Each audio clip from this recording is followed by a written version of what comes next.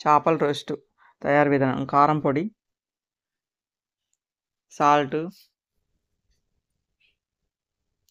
గరం మసాలా, అల్లం వెల్లుల్లి పేస్టు,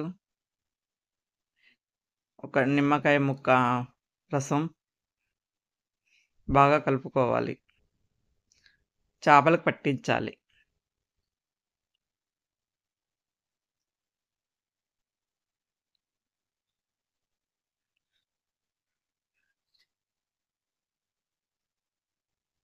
మా వీడియో నచ్చితే లైక్ చేయండి, షేర్ చేయండి, సబ్స్క్రైబ్ చేయండి.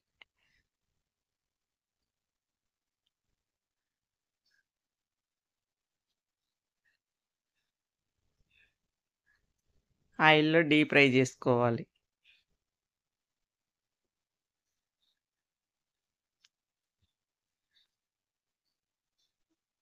అంతే, చేపల రోస్ట్ రెడీ.